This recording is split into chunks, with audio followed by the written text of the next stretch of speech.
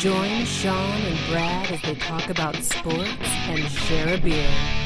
From the east coast of Canada to the west coast of the United States. Over to you, boys.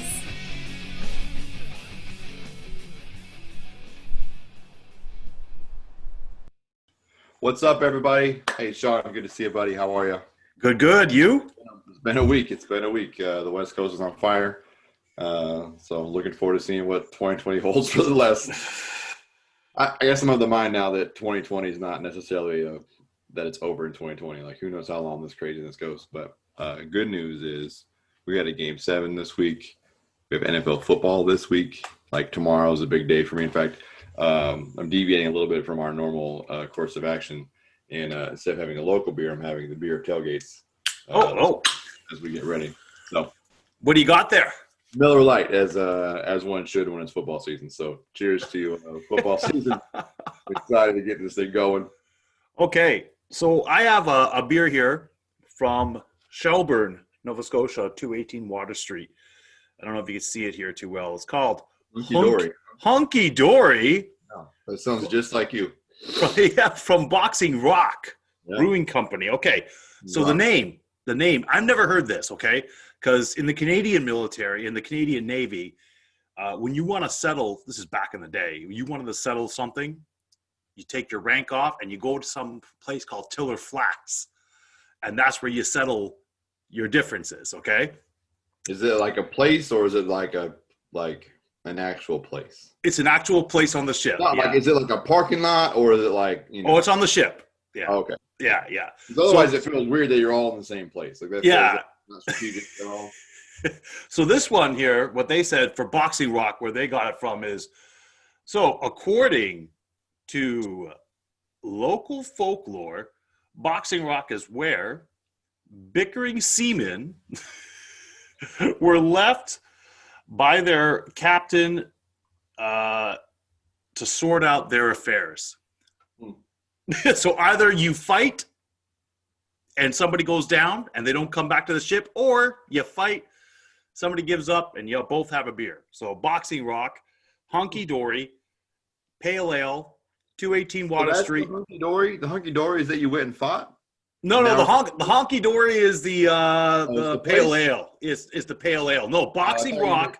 Boxing Rock is the place. Yeah. I was confused. I thought the word hunky dory meant. I was like, man, we've been using it wrong. We've been using it completely wrong. But kind of not, right? Like, oh, everything's hunky dory, which means that it all worked out. You know, sometimes it could be a double entendre. Who knows? Could be, because sometimes you gotta, work it out. All right, man. Like gentlemen. So listen, if you can't beat them, you join them. So sad for you. Oh, it's so sad. That Game 7 broke my heart last night. I don't know what's going on with Pascal Siakam, but that wasn't Pascal Siakam. I've because I don't watch the American feeds of TNT or anything like that when I'm watching the Raptors. It's always on Sportsnet or TSN. So TSN will usually have Jack Armstrong and Matt Devlin. Jack Armstrong, who is like my favorite announcer when it comes to the Raptors. Man, he was saying something that I think was pretty profound, is that, you lose Kawhi Leonard. Pascal Siakam's supposed to be your new replacement for Kawhi Leonard. Yeah. But that's asking a big ask from somebody who's playing in his third season to be playing at that level, I don't know if you watched that game, but the turnovers were just brutal. I mean, there was a couple that he did where he just passed it right into Smart's hand. I'm like, ugh.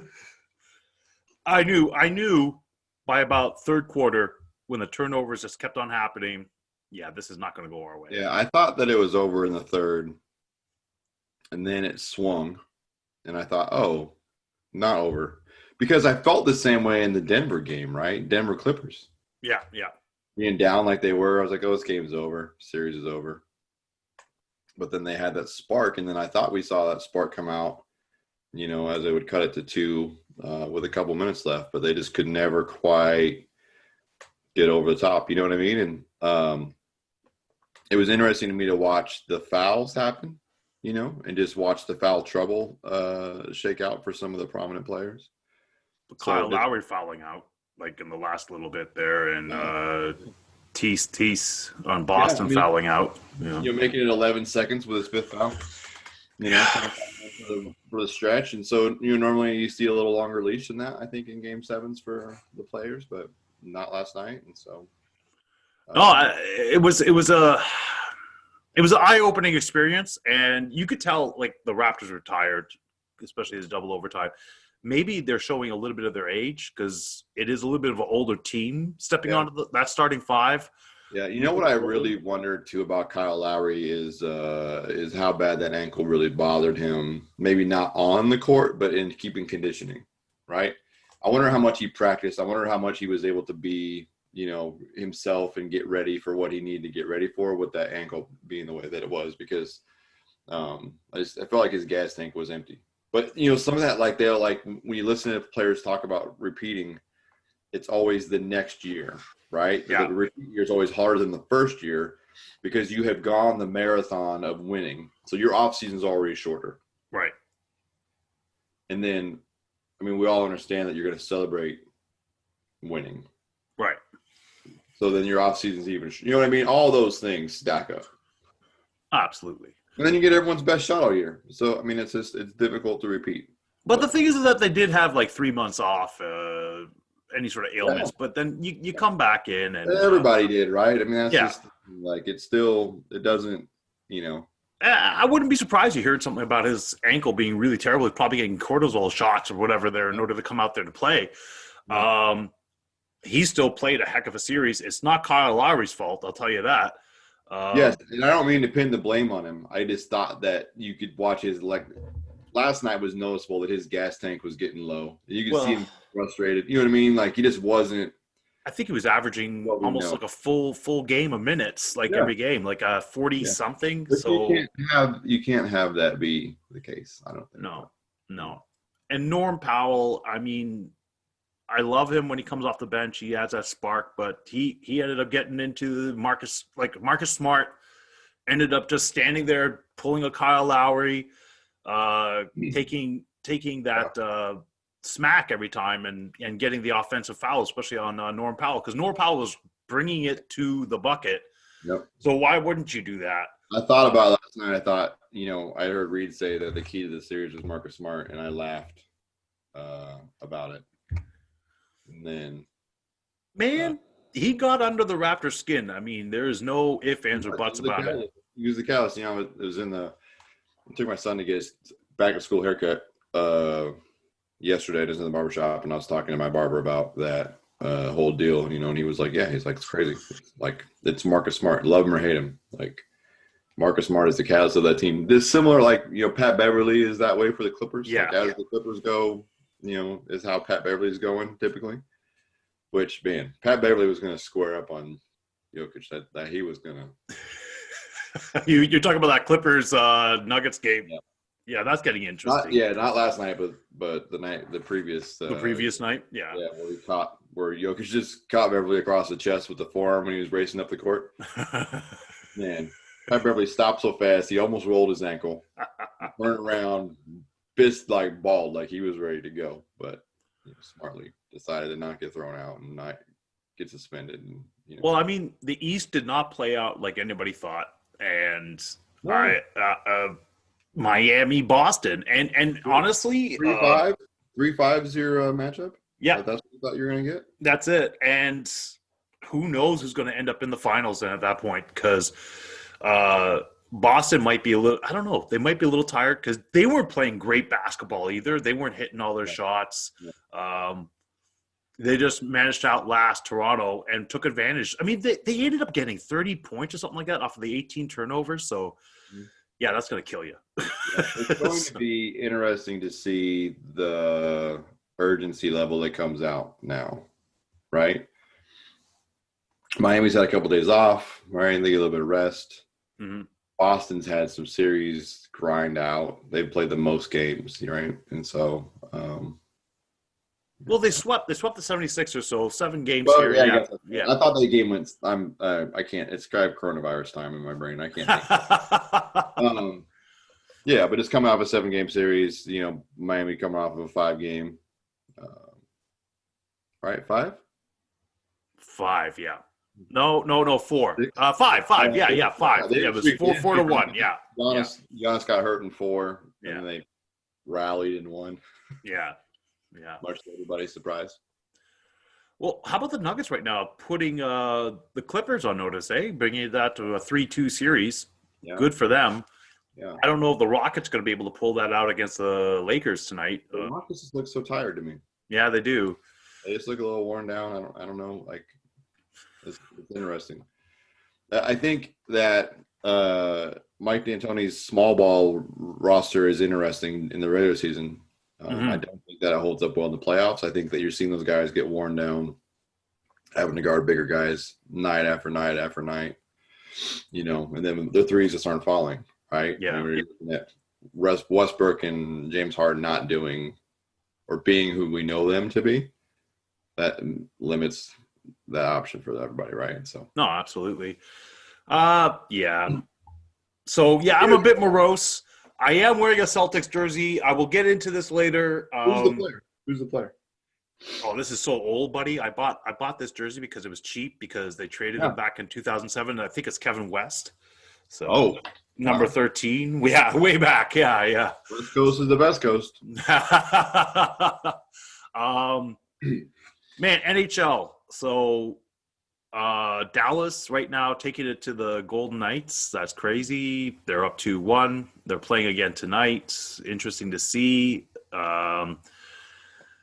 And the Islanders showed up last night there and put a hurting finally on Tampa 5-3. So, and the thing is, what I was getting really upset with the Islanders is like their media press talks that they were talking about is that, we had to fly to Edmonton and start this series with Tampa, and Tampa already had the rest. And you know what? Tampa handled business. You had a chance. You were up 3-1. You could have handled business. You could have been over there chilling. Yep. No excuses. There was no excuses. This is professional sports. So you better show up. Yeah. And they did, but I honestly, they might win another game. I don't think the Islanders are going to go through Tampa. That's like a lot of talent in that team. Yeah. The way that Tampa won, was it game 2 where they won at the Horn like that? Was it game 2? Yeah, at the Horn. Yeah. Last few seconds. That's right. Yeah. That does something to you, I think. Oh, absolutely. Lose that way. I mean, I think we saw that. I think Boston felt that way with Toronto. You saw it last night when they were talking. They're like, man, we really, excuse me. Man, the smoke is so crazy. You saw that with Boston last night, talking about how they felt like game 3 really put them on their ass. Yeah. Losing that way, not losing a game, but losing at the Horn like that when you feel like, those desperation shots that shouldn't go through get in. And in a series of hockey, when you're down, like Islanders are like already playing on borrowed time to some degree, right? Tampa, we can agree that Tampa's the superior team. Oh, there's no question about it. But when you come out and you're competitive, but then you lose on a fluke, I don't call it a fluke, but when you lose in a situation like that, rarely happens.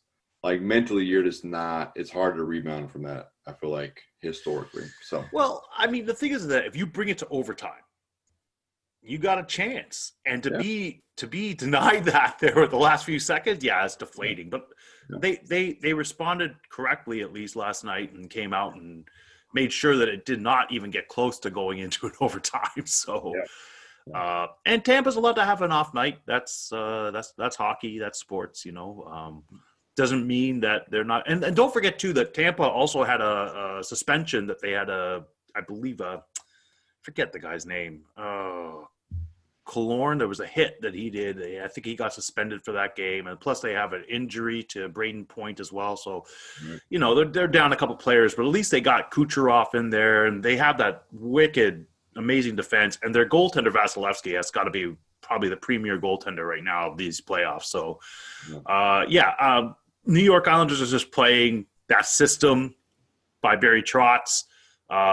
Coaching is going to get you a lot. It's going to get you far, but eventually you come up against a team that is just a juggernaut. So at this level, like coaching, when you get to this level of playoffs, right? Everyone's got a good coach. I feel like Yeah. I think that's the match. That's what's the evenness of it, right? It's all about how they can respond. That's it. You're correct. You were correct. You know what, Brad? I'm so proud of you because during this whole entire thing, I knew you knew something about hockey, but I think you've actually learned something about hockey. Iron sharpens iron, my friend. That's how it goes.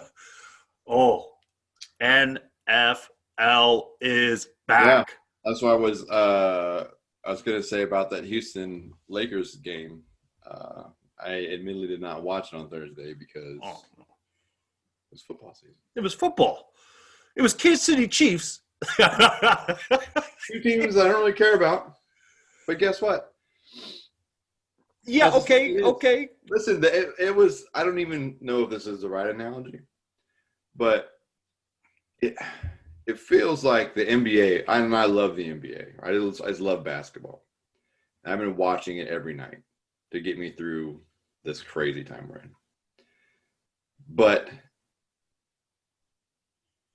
the NFL is my love because as soon as it was going to be back on, I was like, "Oh, there's playoffs." I was like, I watched the pregame show for teams that I didn't care about instead of watching. Who didn't watch it, right? Who didn't watch it? My wife is looking at me going, "The game hasn't even started. Why are we watching this?" Because it's football. It's Christmas Eve. That's why it's Christmas Eve. Because it's football. And then Deshaun Watson. Fun. So you're looking at the two highest paid quarterbacks in the whole entire league going at each other. Like the guys that are the funnest, like they're so fun to watch, right? And it was funny on Tuesday or Wednesday. I think I talked about, me and my barber always talk football, right? I mean, that's where we are. And we haven't talked about it because we just didn't want to jinx it. And I call him on Tuesday or Wednesday, just trying to get my kid in for a haircut. And he was like, yeah. He's like, hey, man. He goes, I can do it at like 5 o'clock on Thursday. I go, all right, cool. And he goes, wait. He goes, there's a game Thursday, right? I go, yeah, man. And he goes, hey, I don't have any other appointments after 5. I go, I'll see you on Friday. I go, what time can you get me in on Friday? He's like, thanks, bro. And he like goes, I just X my schedule out right now. He's like, I'm closing up. I didn't even feel that, right? Like, I cleared my schedule on Thursday for a game that I didn't. I mean, I always watch the opener, but this opener was different. Oh, well, I think It wasn't even competitive, and I still watched it. I mean, I felt like. Well, defending Super Bowl champions. This is the divisional round rematch, and there's a reason. Man, Kansas City looks like a juggernaut. I'm sorry, juggernaut. Really good. I mean, I was glad to see David Johnson running that touchdown there. It was good to see him actually play because, he hasn't done anything since, 2017. Mm-hmm. So that was good to watch that. But I don't know who they're going to throw the ball to. Where, in Houston?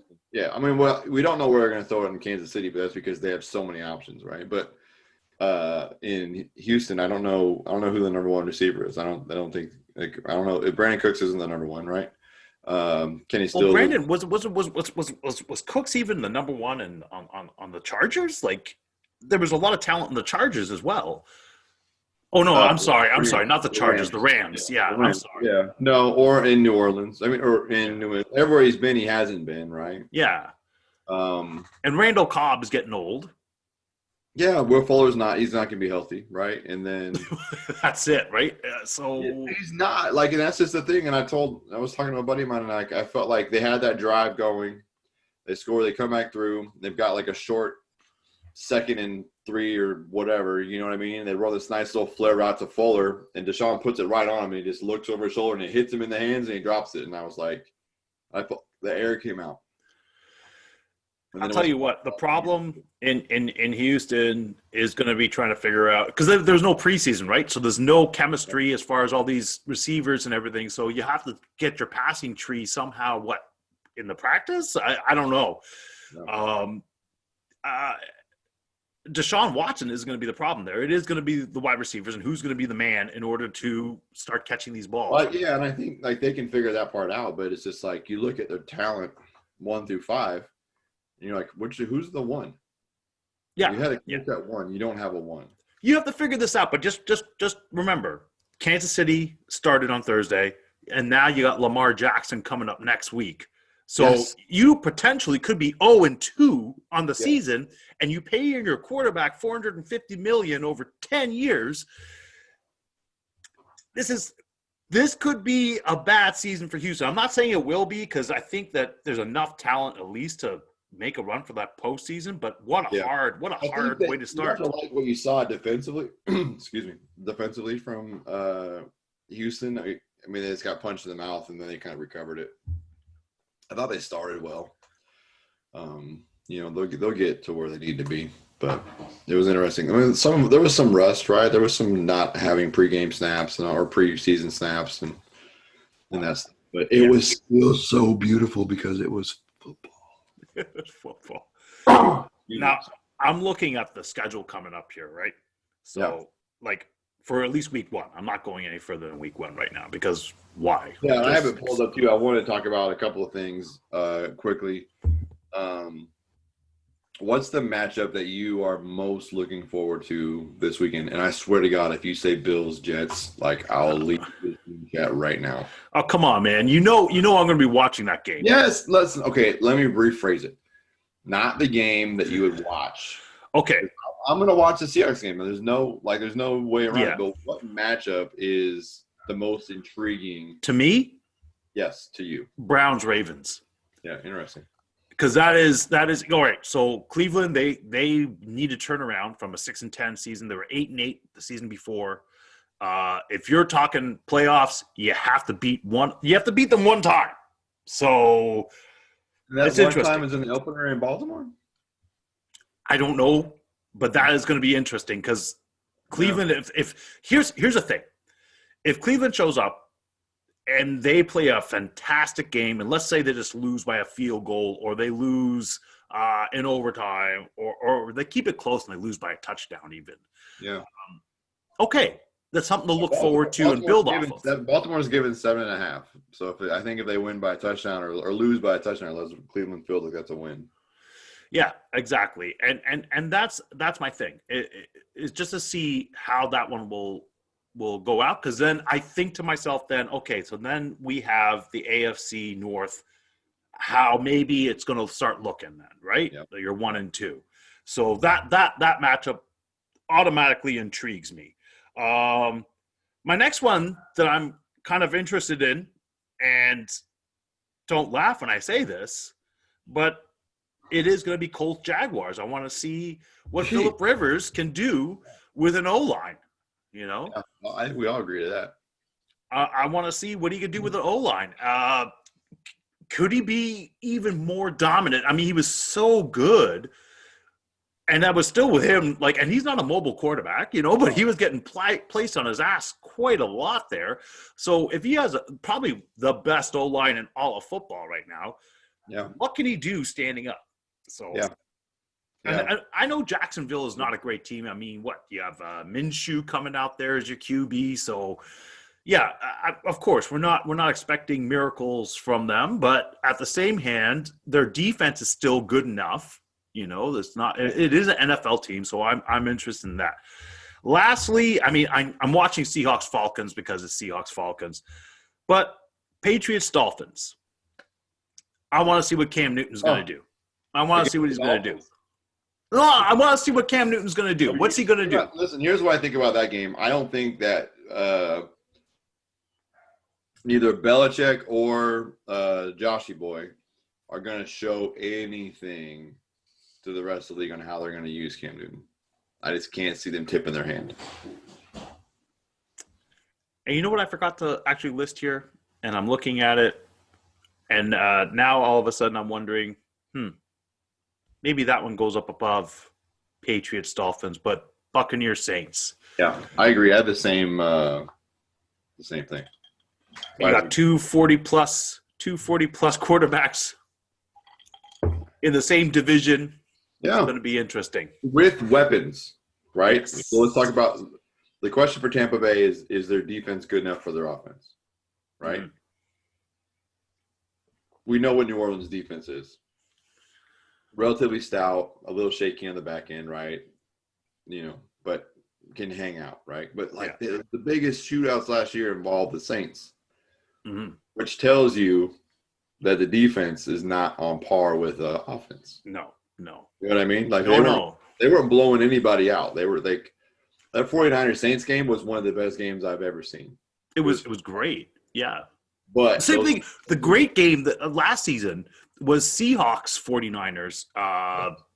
That was both of them were great. Great games. That's why I can't wait. The NFC West, even if you're not a fan of the NFC West, you should watch every NFC West matchup this week. You should, just because it's going to be that way, right? I mean, we're talking about it's Cardinals, 49ers, two teams that I don't like at all.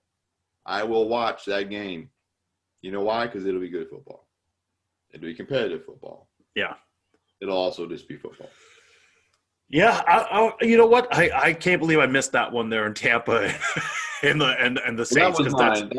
That's my game of the week. You know what's interesting? I'm just looking at it now. Is I thought this game kind of was a stinker. It's Cowboys-Rams is the late game.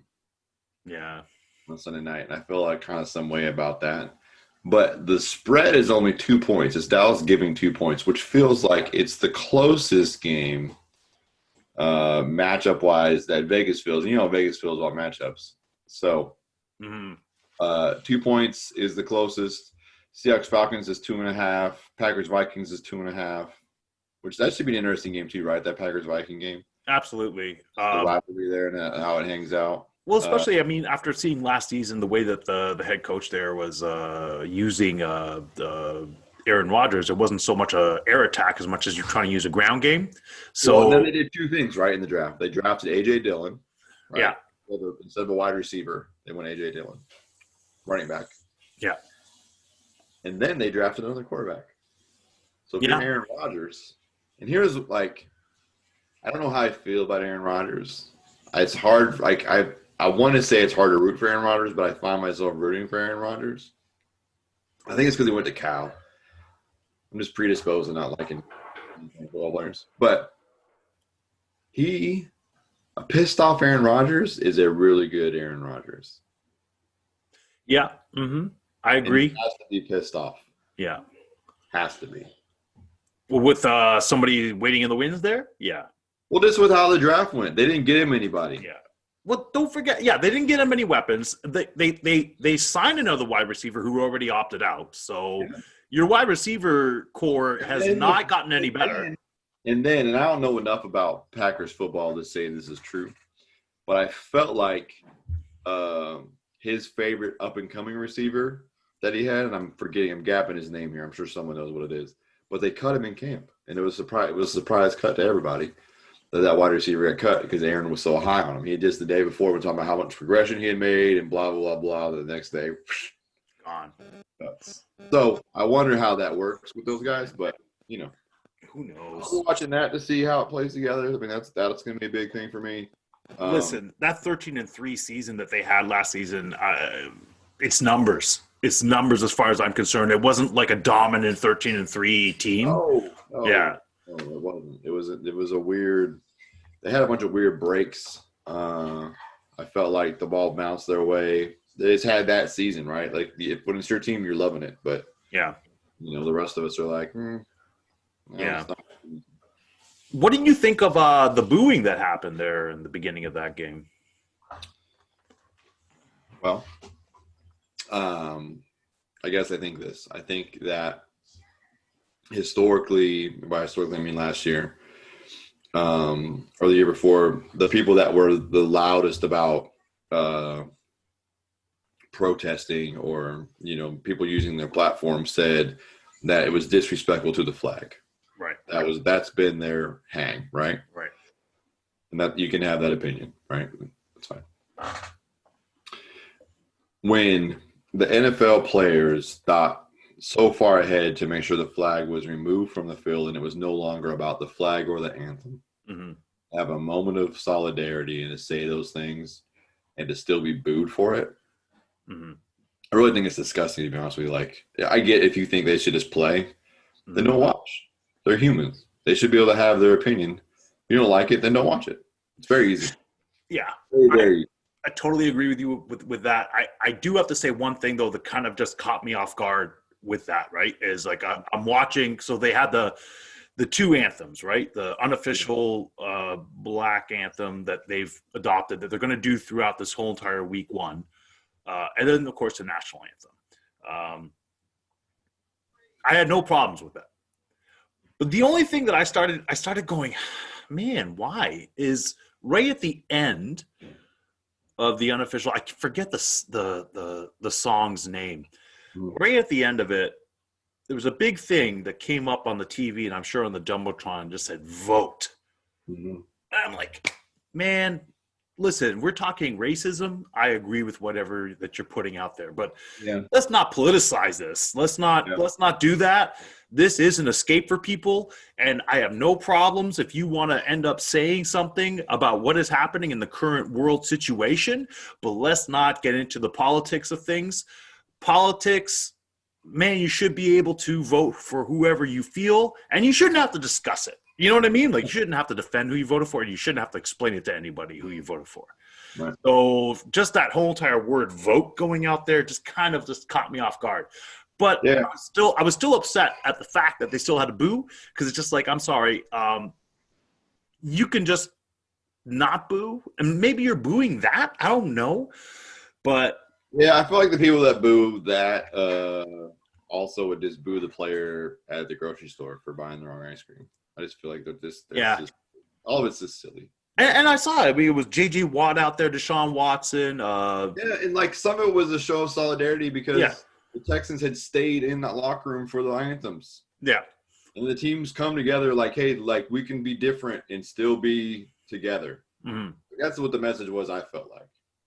And then to get booed is just, I don't know. I found it was just tasteful, but it's also, par for the course for where we are today, right? So it is what it is. You have a question from a fan there, or what are you doing? Well, somebody here is overlooking me here, and I'm just wondering if she has something to add about this, or oh my goodness. So, okay. Listen, a note from the producer. Okay, this is something that my wife actually wanted to start instilling here. Oh. And so it's called Wife Question of the Week. Okay. Oh. Yes. So this is a question. I have no idea what this question is. So I'm about to open this right now and tell you. I cannot wait. This is my favorite part of our relationship. Oh my goodness. Say it. You got to read it as you can't read. I'm going to read it right now. Why does hockey suck? So we all know that my wife's an American. Why does hockey suck? Just kidding. But why can't they make the puck bigger so I can see it?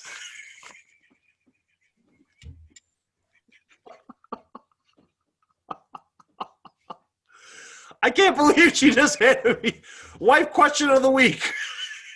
Why does hockey suck? Why can't the puck be bigger? Well, it can't. I'm sorry. My new favorite segment. If the puck's any bigger, how are you going to get a goal? Well, I mean, it would cut down on the last-second shots. You'd see it. Oh, my goodness. I mean, I can see the puck just fine, right? But I've also been very in tune to hockey, so. Well, I'm not, and I can still see the puck just fine. Thank you, Brad. Thank you. Maybe you just need a bigger TV. Maybe she's asking you to get a bigger TV. Maybe that's what it is. We have a 50-inch. It might be the time to go up to a 70. Oh, my gosh. Huh? Too small. 50's too small. All right. So now that she's come and handed me this wife question of the week, I do have to bring this up right now. Okay, there's a couple of things I just wanted to bring up really quickly here, and then we can go back into sports. Two things. Okay, so this week I'm walking around through work, and I'm going up to people, and it's so funny because it seems like now it's a 50-50. It used to be before you go up, man, these playoffs, they're killing me. It's like late. Yeah, man, I can't believe that whatever's happening here. You get no good conversation. Now it's kind of like, oh, I don't watch sports. You don't do what? You what? You don't watch sports? No. I'm into macrame, or I'm into. You know what I mean? It's like, what are you into then? Oh, I like playing video games. I like playing video games too, but. No, sports. I'm sorry. I like to play sports, not so much watch it. Yeah. Okay. What sport? What sport are you playing that you're not watching? I don't even get it. I know the answer. CrossFit. CrossFit. Thank you. Not a sport. I don't know. I'm starting to think maybe the older I get, the more I'm starting to realize that some people just don't like it. Now, there are some people I've talked to that's just like, I just don't like the politics of sports now. I don't talk to people. You know what, Brad? That's a really good idea. Listen, I just don't, whatever. Now, the other thing I wanted to bring up, because my wife would always tell me this, okay, is like, have you ever had your wife try to shame you because, you have certain habits that you do, and it's just the way it is, like farting in bed, and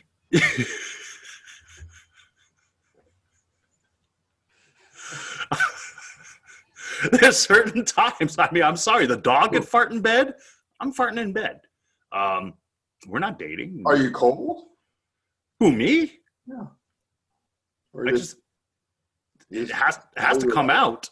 That's how you relax? Yeah, I get it. It has to come out. You I can't mean, let so that. big, there's just so much pressure right there that when we lay down, it just has to. Well, she's always telling me that how she could tell by my facial features that I'm pushing it out, and I'm just there going, no, it just came out. Listen, that's just an expression of joy.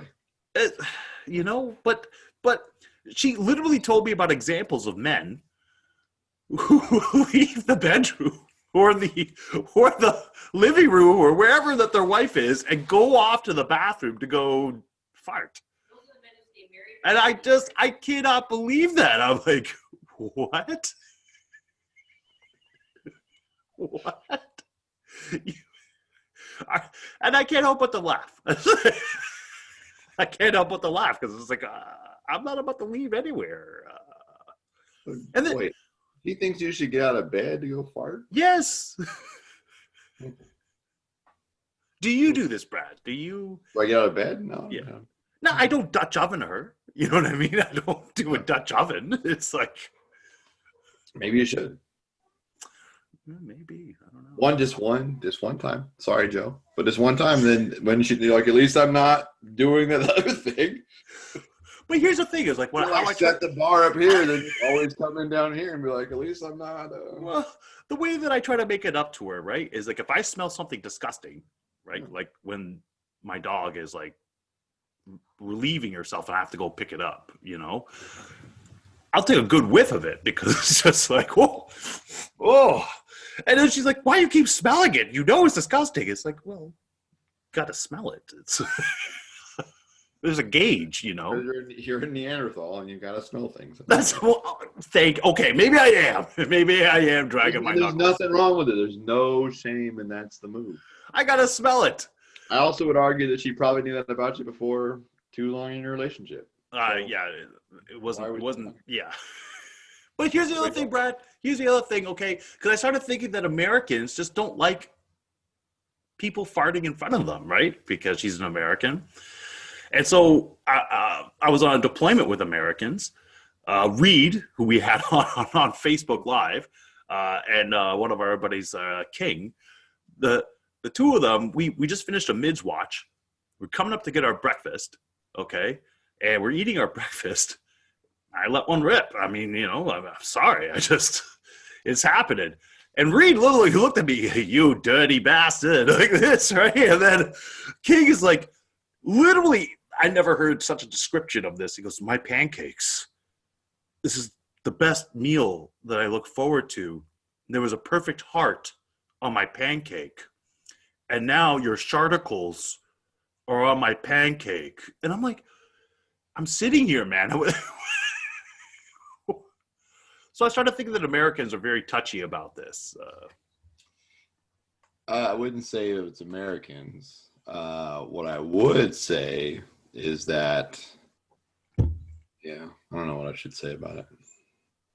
I think that if you're a grown man and you look forward to a meal, excuse me, that involves a heart on it, that is maybe you're more sensitive about things than you're not. Maybe. There's nothing wrong with that either. And maybe, and there's nothing wrong with it. Maybe you're just more sensitive and that's okay. Yeah. The same way that if you get out of bed to walk into the room to fart. I bet. Yeah, oh, man. Well, no, I don't walk in there purposely just to go, hey. No, I'm just saying, like, if you like are in bed and like you're there for a couple minutes and you're like, oh man, I need to fart, and then you get back out of bed. And then... That's where it starts. That's where it starts, and then there's no end. You're not known by somebody if that's what your move is. Listen, I grew up with a pull my finger. Yeah. That's from your mom? No. That's what I grew up with. Yeah. Now it's like, ooh. It's like, just embrace it. Be you. Just be yourself. Whatever. We all do it. You don't hurt anybody. Everyone does it. We all do it. And you know what? I think to myself that if you do it, then you should smell it. Like on both sides. Somebody else is delivering it. I'm going to smell it. Yes. Yeah. I am. I am going to breathe it in because I need to compare it and keep it in my brain here. Okay, so that's a step further than I'm willing to go. I'm sorry, everybody. Don't be like, listen. Everybody's disgusted in me right now. It's fine to be you. We do a lot of shit talking on this show, but it's a new one. All right, I'm sorry. Hey, real quick. Normally we don't talk about our one-on-one questions, but before we got on this morning, we're kind of like getting caught up, and we both shared that we kind of had been at a loss for one-on-one, and we agreed that we would have the same one-on-one question, and that question is, what team do you root for that you can't really explain or validate your reasoning, or like it's like the weirdest pull? Like, who's yours? Man. So, okay. I'm going to go into this jersey right now, okay? Celtics. Yeah. I was a big Larry Bird fan growing up. That was my team, was the Celtics, before we even, like, Toronto had a team. So that's why this series had a special thing for me. And I was really broken up because it's like the team that I cheered for, but I don't cheer for anymore. You was so disappointed. It was crazy, man, because it's like, oh, this team that I used to love just beat the crap out of my team now. And yeah, I'm going to be pulling for the Celtics for the rest of it because that's my other team. And it was just very, very odd. Now, the other thing, my other team, of course, is the Leafs. So when my sister was born in Montreal, we lived in Montreal for a while there when I was really young. So I was a Canadiens fan for, the first 3 years of my life or so, because I didn't know any better.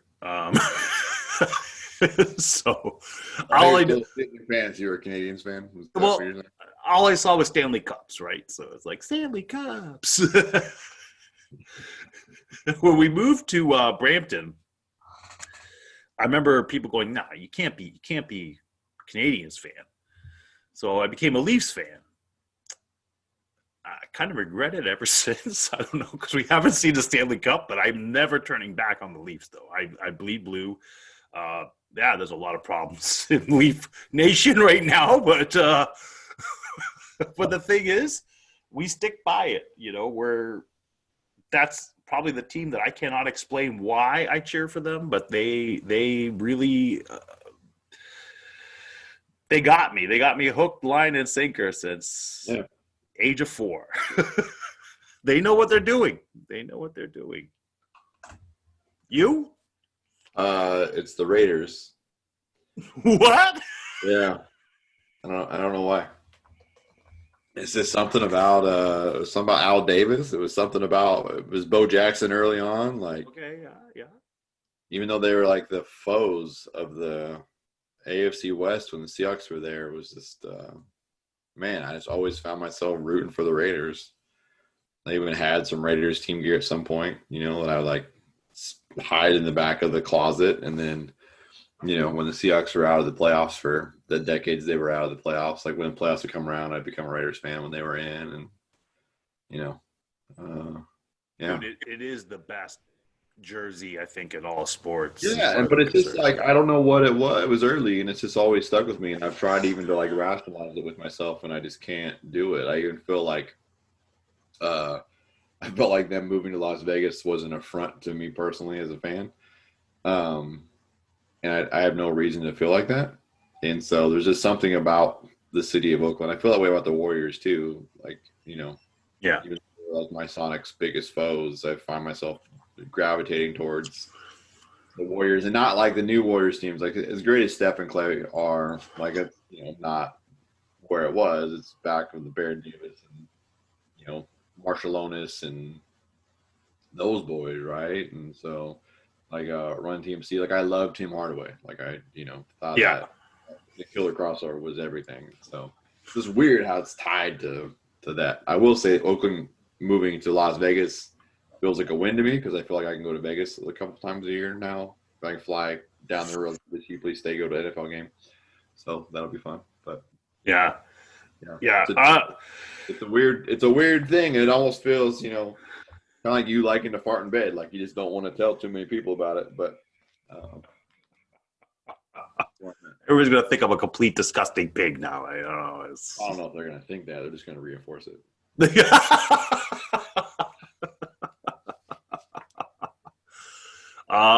Hey, there's another fight night on this week.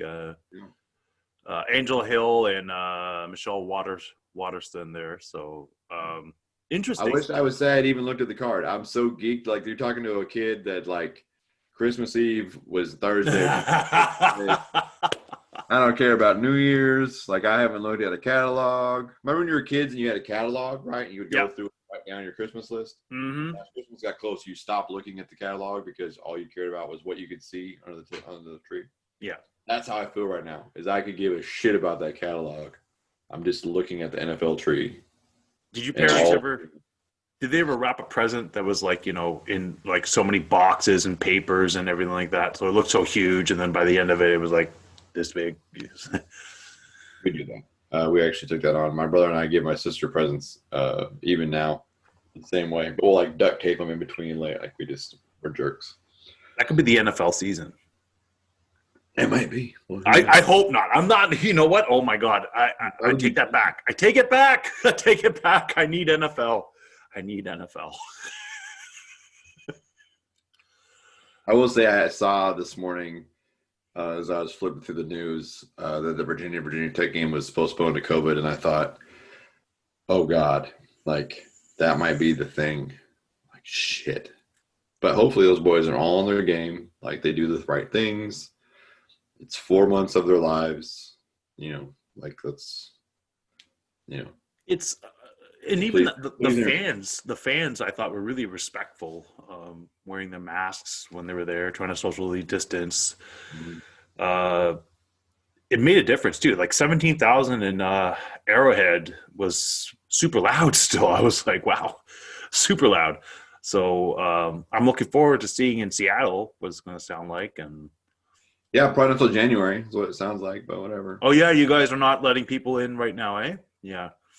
There's no public events at all. I think I don't even know. I think that where the Seahawks Stadium is located, I think that the gatherings can't be more than 10 people. I think it's a crazy low number. So I'd be surprised if there was any Seahawks home games this year that had fans. But you know what? I was going to comment on something there, but I'm just going to leave it alone there.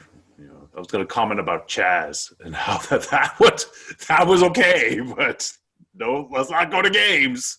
Okay, all right. Thanks, Uncle Jay. Okay, whatever. Jay Ainsley's the governor. I call him Uncle Jay. Uncle Jay. So yeah, Michelle Waterston, Angela Hill, like. I had to look at the card. It's a lot of up and comers that are on the card there, so it's going to be interesting. Yeah, I mean, Uncle Dana knows his spots, right? He knows who he's up against. Well, the thing is that I'm mentioning this because I believe what is it? Today is the 12th. In 2 weeks, we got Stan Pederick coming out because we have Israel Adesanya and I forget the other guy he's fighting there. Castro. I'm going to have a look at this here. Oh, my goodness. I believe it's Castro. Anyways, though, he looks like Ricky Martin on steroids. But yeah, you gotta have a look at this guy. He looks like Ricky Martin on steroids. He's a big dude. Anyways, we have the main event for that, and I'm still really stoked to have Stan Pedrick coming on here. Sorry. Pulled the UFC page up and it's a head kick. I had to watch it. So Stan Pedrick. Costa. That's the card that we'll be talking about with Stan. Yeah. Makes this on what it's like to walk into the cage knowing that either you're going to kick someone in the face or he's going to get kicked in the face. So, golly, man. Yeah. So stupid. Let's click on the card to see these guys. Oh, man. I didn't realize that those guys are so big. That's crazy. Paulo Costa, the 185s are crazy, but 6'4", 6'1" is what these guys go. Yeah, yeah. It's going to be a great fight. They're both undefeated. Yeah, I mean, not a bunch of big names on there. Your favorite Diego Sanchez is fighting on that card too. I love Diego. Diego's a weirdo. He's crazy. That's why you two probably would get along. Yeah, so it'd be fun to have Stan on. Look forward to that. Have a good conversation with him. I think we got a couple other people lined up. I want to ask him. I want to ask him straight up about being the fourth. I mean, he's written up as the fourth toughest guy out of the top 20 in the world, and this is yes. He is behind Jeff Thompson. He is behind Benny the Jet Curtis. He is behind Gene LaBelle. And that's it. That's the list. Like Gene LaBelle. What I want to know from Stan is if he would consider, not now necessarily, but like when that list was published, if he would have considered fighting any of the other three guys to try to jump them in the list. To try to jump them, right? Yeah. And we're talking about a living legend here. I think he's one of three fighters that have fought for 5 decades. So, big deal. That list is small. So, yeah, I'm looking forward to that. That's in 2 weeks. We're going to have some more lives happening on our Facebook page. Brad, what's our Facebook page? Probably tomorrow. Guys.Beer.Sports. Guys.Beer.Sports. Instagram, Facebook's where you can find us. Same as YouTube. I would imagine we're probably live at some point tomorrow. I think our teams play the early window, so maybe we'll be on in the later window so we can react live to those things and talk about it. See what you guys think. Yeah. Awesome. It was going to be awesome. Friends, thanks for tuning in. Appreciate you guys. Sean, love you, buddy, as always. Happy NFL weekend. Let's kick this thing down the road. And a happy NFL weekend to you, Brad. And guys, thank you. Keep listening. Have a great weekend, and we will be speaking to you guys through Facebook. And enjoy NFL. Peace.